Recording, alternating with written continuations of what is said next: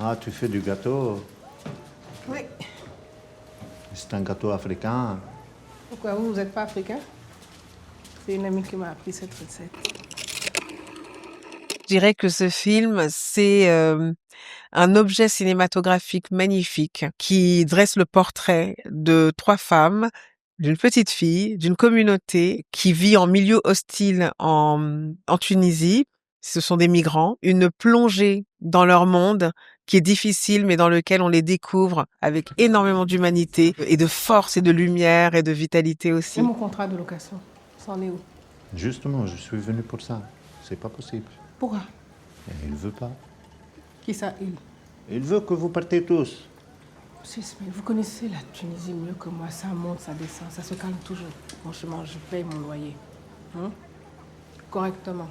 Vous et moi, on n'a pas de problème. Je suis sur mon téléphone, je reçois un mail de cette réalisatrice.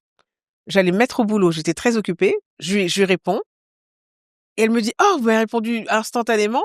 Vous êtes prête pour un Zoom? D'accord. Et on a fait le Zoom tout de suite. C'était aussi simple que ça. On ne se connaissait pas du tout. Et puis elle m'a dit, voilà, j'ai fait un premier long métrage. Moi, je l'avais pas encore vu. Là, je parle d'une communauté de migrants subsahariens en Tunisie. Et il y a le rôle d'une pasteur. C'est un rôle très important qui me tient très à cœur.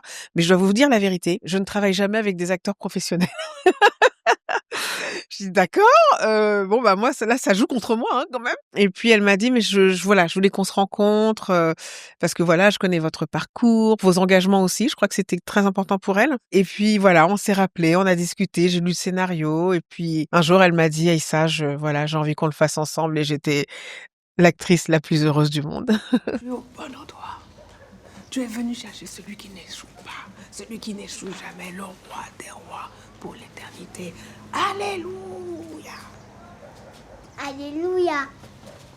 Je déclare une année de saut, une année d'avancement, une année de progrès, une année de lumière sur toi. Moi, ce que je savais de la migration, c'est lié quand même à des choses qui m'ont énormément traumatisée. C'est le parcours de migration qui, à un moment, s'arrête en Libye et on découvre qu'il y a la torture qui est faite de manière quasi industrialisée auprès des migrants africains, des Noirs. C'est les images de ces migrants qu'on a jetés dans le désert depuis la Tunisie parce qu'on estimait qu'ils ne faisaient pas partie du pays, qu'ils ne pouvaient pas rester, qu'ils étaient tous coupables d'être là. Et c'est l'image de cette femme et de son enfant qui ont péri, qui sont allongés sur le sable, qui ont juste péri. Et il y a cet homme qui voit cette image sur les réseaux sociaux et qui découvre que c'est sa femme et son enfant. Quand Erich m'a proposé ce film, j'étais habitée par tout ça, par aussi tous ces bateaux qui périssent dans la Méditerranée, des bateaux sauveteurs qu'on empêche de quitter le quai parce qu'on ne veut pas qu'ils aillent secourir des migrants de plus. Donc il y a quand même une rage impuissante, il y a une colère, il y a une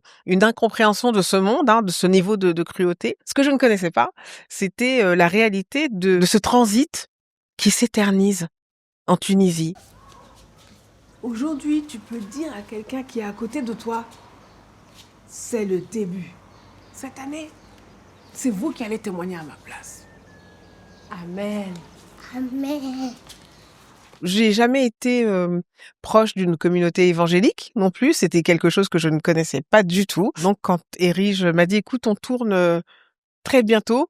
C'était vraiment très très bientôt, ce qui voulait dire que j'avais pas le temps de me préparer en réalité, ou en tout cas très très peu. Et je suis arrivée en Tunisie peu de temps avant le début du tournage, pas une semaine, 10 jours, pour rencontrer les gens, préparer les costumes, apprendre les prêches et essayer de mettre voilà tous les éléments de ce personnage de Marie qui est très complexe, qui a beaucoup de facettes, il y a beaucoup de strates en elle.